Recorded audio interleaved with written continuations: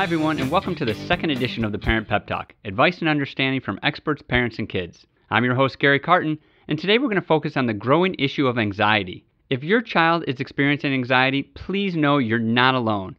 In this episode, we'll discuss why anxiety in our kids isn't necessarily a bad thing, how to know if it is at a point that requires additional support, and a few tips for kids and for parents on how to handle your child's anxiety that can make things easier starting today. And off the record, our panel of teens who all experience anxiety answer a question about what parents can say or not say to help, and one mom takes one for the team by sharing a story about a time when she thought she was helping her son deal with his anxiety, but it didn't quite turn out that way. Plus, our Safe Kids tip of the week is about the single most important thing a family can do to stay safe in a car.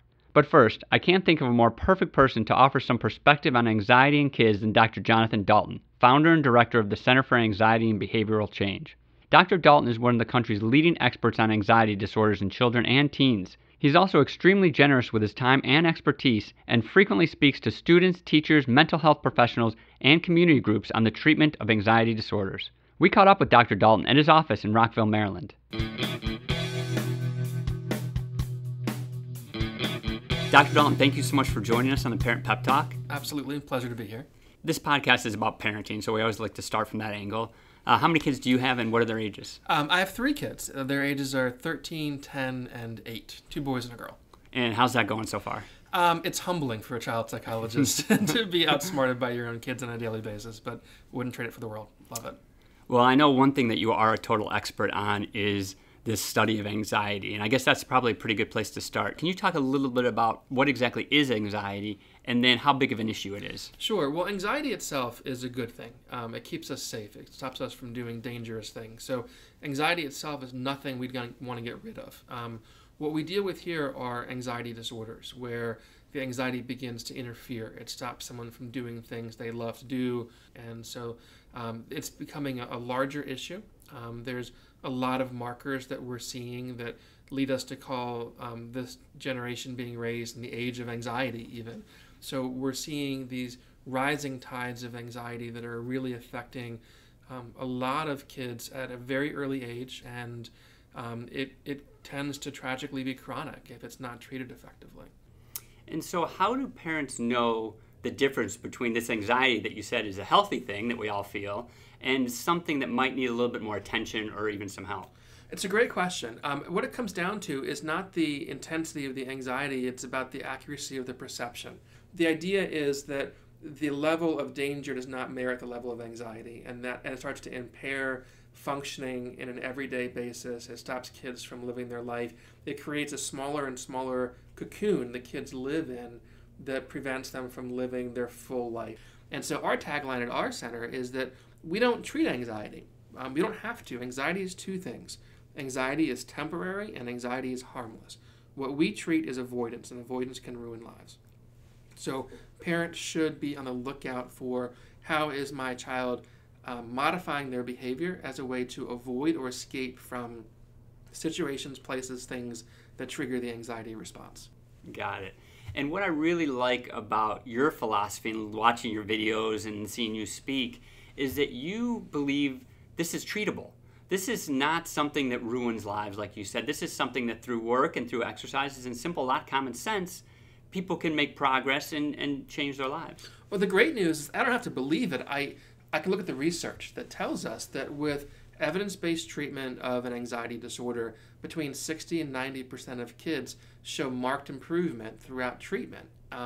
Depending on the disorder, there's a range of different anxiety disorders, but those are incredibly high rates of success. And I'm half joking when I say this, that if you have a kid who's smart, creative, and compassionate, the universe seems to throw anxiety in for free. The great news is that when the anxiety is so treatable, those great edifices of virtue remain fully intact. So these are wonderful kids. They just need the owner's manual for their nervous system. They need to know what the anxiety means, but more importantly, what it does not mean. It does not mean they need to avoid as a means of coping. We call that avoidant coping. And anxiety disorders cannot live in the absence of avoidant coping. And it's normal to be anxious. As you said, we live in sometimes crazy times. So some anxiety is part of life. What should parents be when parents think that their kids are at this point where there is avoidance, what's a step they can take? What are the first kind of keys to what they can do to kind of help out? That is the $64,000 question, and it's answerable. So the first thing is to not be complicit with avoidance. Many parents really care deeply about their kids' experience. We all do if we're good parents, and they will try and do the intuitive thing which actually works against them, which is to try and help their kids not experience anxiety. This is really central for the parents who are listening. I want the parents to separate in their minds the child from the anxiety. Think of the anxiety as this really annoying begging dog, and you're having a beautiful steak dinner, and you have this big Newfoundland like I have, and he's drooling and barking and asking so much for this steak, and it's just really, affecting your quality of your dinner. And it'd be so tempting to cut a big piece of the steak off and say, okay, here's a big piece of steak, now go away and never beg again. Right? We know he's going to come back as soon as he finishes. Now, not only will he keep barking, but now he has more motivation to bark because he knows he might get what he wants, and so the behavior will escalate. And so if we attend to the anxiety, we are feeding that barking dog when we're wanting him to stop barking. And it's not going to work. It sounds counterintuitive, but it is supported by the best science that we have. Mm-hmm. The right response is to be a non-anxious presence, to ask the kids what they could say differently, to validate the way they're feeling, but not to catastrophize the experience of anxiety. And is there any other suggestions, one more suggestion for parents that you might have? I think part of it is changing our perspective of our children as not being fragile. That when kids are experiencing anxiety as they're confronting new and challenging situations, that's like someone who's getting sweaty when they're at the gym working out. It doesn't mean they're doing it wrong. It means they're getting a good workout. So don't think of a child who is confronting a fear and is experiencing anxiety. There's something wrong in that picture. That's a great point, right? Right. So, it means that they are doing the hard work of learning how to challenge their beliefs about what it is they can do and extend out further their belief in their own ability to handle these situations. It's a really essential part of development. So sometimes parents see their kids struggling or experiencing anxiety and feel like they need to rush and intervene and correct the situation as if the kids are doing something wrong, when the reality is they're doing something right if they are challenging themselves and being put in a situation where they can gain new knowledge, new insight, new information about the nature of their anxiety. And so that's kind of an interesting way to look at it, because that can be this anxiety that can be difficult for parents is actually probably, if handled properly, a good thing. And kids will come off better off for it on the other side. 100% that's true. So we'd rather have kids going through anxiety than the kid that never gets nervous or never has to overcome anything at all. I see that all the time. I see kids who have missed, let's say, 3 years of school in high school because of a severe anxiety disorder. They go through really difficult treatment. They confront their fears in a sustained fashion over multiple years. And then they get to college with a knowledge about their own abilities they couldn't have learned any other way. Right. They have a reservoir of resilience they didn't suspect they had. And so now when they face other challenges in life, they have what in our field we call self-efficacy, or kind of a belief in their own ability to overcome distress, because they have all the evidence in the world they can do that. Whereas it's the ones who have had a stress-free life, and then they get to their early adulthood years and something goes bump in the night, things don't work out according to plan, and they don't have those skills because they've never exercised those muscles. Where these kids are Olympians at it at this point. Wow, that's really cool, the way to look at it. So we know kids are resilient, we know they're incredible, and they can do this sometimes with professional help, sometimes on their own. Let's talk quickly now about the parents, because parenting is tough. We touched on it earlier. What is some advice you have for parents? And I'll ask this in two ways. Number one, what to say and not to say to their kid who might be anxious. And then the second part of the question is, when your kid has anxiety, a parent naturally would be anxious about that as well. How can parents cope with their own anxiety when they're going through this? These are really great questions. So the second question about what parents can do is really important, because nothing hurts more than seeing your own kids suffer or struggle, right? Any of us who are parents understands that. And so understanding from the parent's point of view that even though the kids are in distress, they're safe. They're going to be okay. That anxiety truly is a temporary and harmless experience that's not going to injure or damage these children. So that's number one. Number two is to keep in mind that it's going to be hard for you, and that's okay. So if you happen to have a partner who is supportive, that's wonderful, and you can support your partner in return in the sense of what can we catch each other doing well. But understanding the theory about how avoidance contributes to the development and explosion of anxiety in these kids is so helpful. Understanding that tough love isn't tough on the kids, it's tough on the parents. Right. So that they're going into this and knowing that they can allow themselves to suffer in the pursuit of their children's well-being. If their kids were in a fire, they wouldn't hesitate to run into the flames to rescue them, even if it meant they might get burned in the process. Parents would do that without hesitation. The same thing is true here. Yes, it's going to make you feel uncomfortable to watch your child struggle, but you love them too much to do anything else that was going to increase their anxiety over time, because it might make you feel temporarily better in that moment. And maybe you can tell yourself that this is going to be a good thing. Right. And of course, we don't want to just focus on the parents not attending to the anxious behaviors, because that's only about 20% of how we help kids. We arm kids with skills in perspective taking, skills in self-soothing, skills in self-talk that are really important for this. An example I often use is that imagine that you're at a field trip and you're at the Empire State Building observation deck and you're enjoying, it's a beautiful day, and out of nowhere the fire alarm sounds. And it's terrifying. And you'd have a lot of intrusive, scary thoughts about fire rising or terrorism or whatever it might be. You'd have an urge to flee that comes with anxiety about where's the nearest staircase, how do I get out of this building? Well, now imagine that same scenario, but now a few minutes prior, there's an announcement, and they say, this is the superintendent of the building, we're here with the fire marshal, there's been some problems with our alarm system, we'll be testing it in the next 20 minutes, so if it happens to go off, please disregard it, and we'll announce any real emergencies over the loudspeaker. And then you shrug your shoulders, talking to your friends, and 10, 12 minutes goes by, and the alarm sounds. Well, it's still going to make you jump out of your skin, but you will not have that kicked in the gut urge to flee, high level of anxiety response. And this is key. Nothing is different about the alarm. The only thing that is different is what you think the alarm means, or more importantly, what you think it does not mean. So you have a different relationship with the alarm based on your perception of it. We can't help these kids immediately to turn off their anxiety alarm.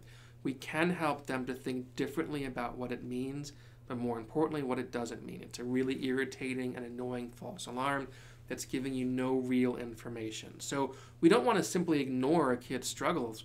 We want to arm them with the skills and techniques and knowledge to get the owner's manual for their nervous system, to better understand how to self-talk, about how to persevere in the presence of distress. We call that courage, right? And then we help them to practice it over time. And we don't want to solve their problems for them any more than we would do their homework for them, because they won't learn how to do it if we do it for them. Right. And are there any, I'm sure this is a bigger question, but are there one or two little coping skills that parents who are listening to this with kids who might be anxious can tell their kids to use right away? Well, I could say what parents can do, and I'll get to that one in a second. Number one is cope out loud. Kids learn great by watching their parents. And so if there are mild, age-appropriate things you can share with a young person in your house, like, oh, I was late for work today, and my first thought was my boss is going to be so mad at me because this construction was there. Then I thought, actually, isn't that big of a deal? Because I told myself that my boss knows me really well, and everyone gets stuck in traffic sometimes. So you can cope out loud. I think the other part of it is going to be catching kids coping effectively. The mnemonic that we use, the memory technique that we use, is we say, water the seeds, not the weeds. Anything that you want to see. So if you see a kid coping effectively, leaning into anxiety, outlasting it, challenging themselves, layer on the praise and the high fives and the fist bumps right. And tell them what a great job they're doing in that moment.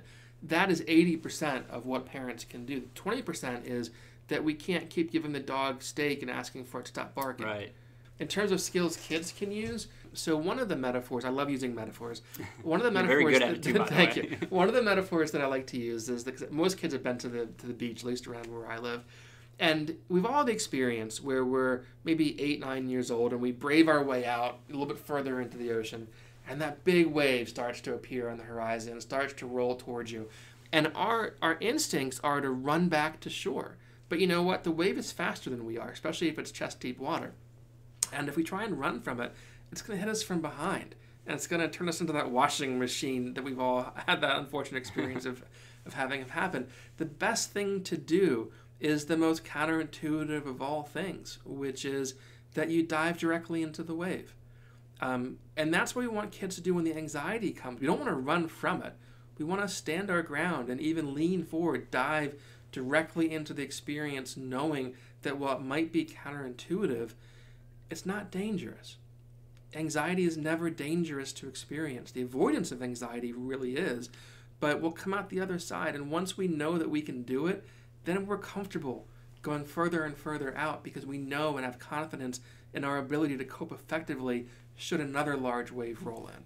Wow, that's great. Yeah. Well, I really appreciate it. I have one final question. Sure. I always like to bring this back to parenting. If you could go back and give yourself one piece of advice as a young parent, it can be regarding the dealing with anxiety or just in general, what advice would you give yourself? Self-compassion. I think that when we're younger, we envision that we're going to be the best parents, like the kids that we see when we're younger who are crying in the supermarket, or we always have this thought of like, oh, my kid would never do that, or these parents really need some education about how to handle things. Kids are hard. There's no getting about it. I'm a child psychologist. It is I said before, the most humbling thing to have 3 wonderful kids who challenge and make us think outside of the box, and being able to realize that kids are robust. They can handle imperfect parenting, that you're good enough as you are if you're trying your best to be the best parent that you can.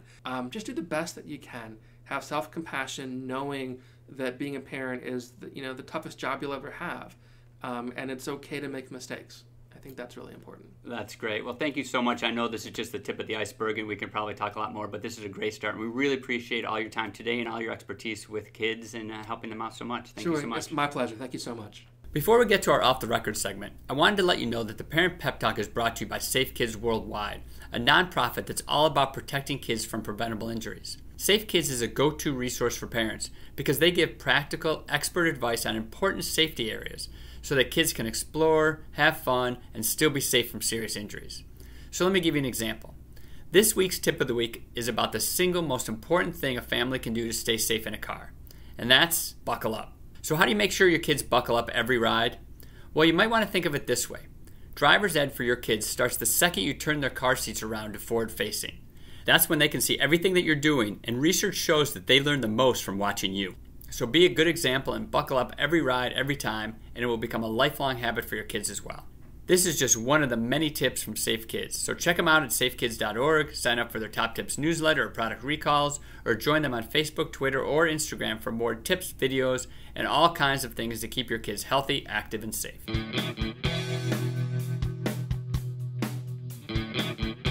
Okay, so our next segment is called Off the Record, and here's how it works. We have a panel of teenagers who are going to answer your questions to try to give you a little insights into what your kids might be thinking. This week's question is from Shelley. Hi, I have a question for the panel. I have 2 kids who both have anxiety, and sometimes it can be really hard to see them struggle. I want to be there to support them, but I don't always know what to say, and lately it seems like I make things worse. So my question is, what can I say or not say to help them when they're going through a tough time? So we are here with Charlotte, Aviva, Landon, and Wyatt. So you heard the question, so what do you think? Letting them know, my mom, whenever I'm panicking, she's always there for me, and she doesn't, she just sort of says, I'm here for you if you want to talk, you don't have to talk right now. And I think that's very helpful because, sometimes I don't want to talk, but just knowing that she's there for me, so. Also, another thing is, when I get anxious, I sometimes get anxious over, quote-unquote, trivial things. But it's just, but the worst thing is when someone says, it's not that big of a deal, stop freaking out over it.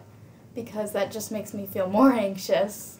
So, everyone's different. So, for example, when some people are going through anxiety, they might want to be comforted.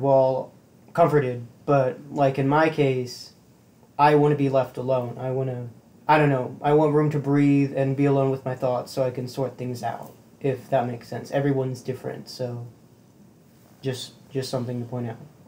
Well, I definitely do think there are both points of the perspective, how people do want to be comforted and how some people just want to be introverted and just think alone. But, the conventional wisdom that parents will give, like, oh, it's going to be all right, just ignore them. I actually found that actually makes me more anxious, makes me more stressed. Yeah, that's because it's true. like, how can I ignore these people when they're in my life 90% of the day? Yeah, I've always had anxiety, but for me, the worst of it was during middle school, and it was really bad, and because of it, my dad got really angry, and it just made things so much worse, and it took him quite a while to realize that he just sort of had to back off. What made him finally realize that was the important thing to do?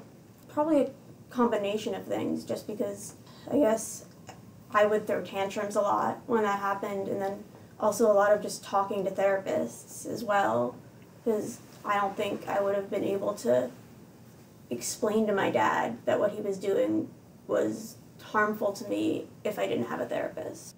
And going off on a therapist, sometimes we don't want to talk to our parents about it because we're either embarrassed or just confused about what we're feeling, because anxiety affects people differently.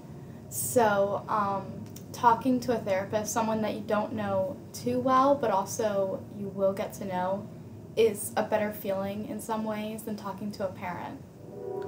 Another point on not being able to afford a therapist. A lot of schools will have a social worker or guidance counselor or therapist or whatever, and that could be a good alternative since most schools already pay for those already, so you can talk to them if you can't afford a therapist outside of school. So it sounds like the consensus is for sure find a good therapist. And the second part of it, in terms of what a parent can do, it sounds like something they could do would be say, how would you like me to handle this when I see that you're struggling? And you might say, leave me alone. You might say, talk to me. Is that I don't want to put any words in your mouth. No, that's... That sounds... Yeah, and definitely when you have a therapist, they can mediate those conversations, because sometimes it's hard to have that conversation just with a parent directly, because either you don't really know what you want or you do and you don't want to admit it. When you have a therapist mediating that conversation, it helps a lot. So what would be your final piece of advice to parents in terms of getting back to the question, how to go through this in a positive way as possible? Understand that this isn't world ending. Okay. That if you make sure that your kid can get the help they need, it's not going to destroy them. It may be really hard, maybe for a few months or even a few years, but eventually you'll get through it. Yeah. Yeah, that's pretty, Yeah. that's Yeah, that's very well said. Okay. Well, you guys are amazing. Thank you so much. We just Thank really you. appreciate your time and your honesty. No problem. Welcome. You're welcome.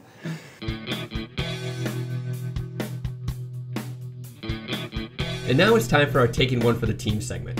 I kind of think of parenting as a team sport. Well, this is when one generous parent takes one for the team by sharing a personal story that might not paint their kid or their parenting in the best light, but it hopefully helps the rest of us realize that there are no perfect kids, there are no perfect parents, and that we're all doing our best. This story comes from a mom who was trying her best to help with the anxiety of her 11-year-old son, Brian. Brian's anxiety started in 5th grade and escalated towards the end of that school year. So by summer, he was not willing or able, really, to go to summer camps. And we had signed him up for baseball camp like we did every year, and it was his favorite camp. And he wasn't able to go the first day. And then the second day, we had worked out. We had already worked with a social worker a little bit about breathing exercises and meditation and stuff like that, and to try and get himself calm before we had to leave for camp every day. And this one day, I got him all the way to the school where the camp was, but he started crying. And since the social worker had told me to try to get him to go, it's really important, make sure he gets to the camp and goes inside. I took that literally, and I basically dragged him into the camp while he was crying. And this is an 11-year-old boy. So he was crying in front of his friends and in front of the coach who he had known for years. And he was begging me to please let me not go to this camp. And so I just kind of handed him physically to the coach and said, here's Brian, he's ready, we're going to do it today. And I had already spoken to the coach on the phone, so he was prepared to, take him in. And he did, and I got back in the car, and I called my husband from the car, and I was bawling, and I was saying, this is not right, I don't know what we're doing. Next time you have to take him. And sure enough, Brian called at lunchtime, and we had to go get him. And a few days later, we went back to the social worker for our, bi-weekly visit or weekly visit, whatever we were doing at the time. And she said to me, oh, you let him cry in front of his friends? Oh, no. She said, you didn't really need to get it to that point. Like, if he was that bad, you could have taken him home. So I left feeling like, oh my gosh, I do not know. I really don't know what I'm doing. And I told her that. And she said, well, don't get me wrong. The goal is to get him places, but, camp is camp. It's not school. Let's use this summer to work towards making sure he gets to school okay. And that'll be our goal. And that's actually what we did. And what about beating yourself up about it? Do you still beat yourself up about that? Or are you able to... Because I'm sure even parents without anxiety, we all do things that we're like, oh my gosh, I thought I was doing the right thing, and it turns out it was not probably the best idea. But your heart's in the right place. Are you able to kind of understand that? Or? Yeah. I mean, honestly, I'm not sure I'll ever forgive myself for dragging my child in somewhere and leaving him crying. It felt so bad. But I don't judge myself too harshly because I actually feel like a super parent for getting him through this in like one summer. Yeah. Because we took step after step after step. I mean, I made calls at work and I got different, perspectives, and I figured out every single thing I could do for this kid to get him back on track. And how is Brian doing today with obviously still probably going through a little bit of it, but it's over that hump? How is he doing today? Exactly. He's great. He goes to baseball camp. He loves baseball still. He's still on his teams. He's doing great in school. He still experiences anxiety, but at the same time, he's learning how to cope with stress and anxiety. But yeah, in general, he's doing great. And my last question is, are you able to see, because I've heard and talking to doctors that going through this and being able to deal with this, actually, it seems harsh at the time, but could actually give him skills to overcome adversity later on. Are you able to have that perspective when you're going through it, or are you like, that's just something I don't have time to worry about right now? No, I think from reading everything I've read about it and how that is like the main tactic is to get them to do the things that they fear. And it's kind of something that I've done in my own life. Like, well, you know what? If I'm worried about a certain meeting at work or something, the best thing to do is just meet it head on, because that's the only thing that's going to help. And so I think it will help him in the long run. Well, you are awesome. Thank you so much for taking one for the team and sharing your story, and we really appreciate it. Thanks, Gary. And that's the end of our show. Thank you so much for tuning in to the Parent Pep Talk. If you liked our podcast, please subscribe for free on iTunes or on your podcast app, and also leave us a rating. If you didn't like it, I promise I will try to do better the next time. I'd also love to hear from you. If you have any comments or questions for me or our teen panel, or stories you'd like to share that would make other parents feel better, or ideas for episodes, please don't hesitate to email me at parentpeptalk@safekids.org, or contact me on Twitter, Facebook, or Instagram at Gary Carton. Have a great week, everyone. Remember, you're doing great, even if it doesn't always feel like it, and we'll see you next time on the Parent Pep Talk.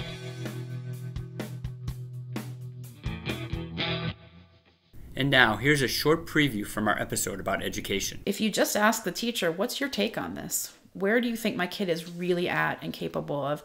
And I'm not saying that every teacher is going to have the answer or always be right. You ultimately know your kid better. Right. But to get that other outsider perspective before you set up these expectations for your kids might be really valuable. And as a teacher, I welcome that.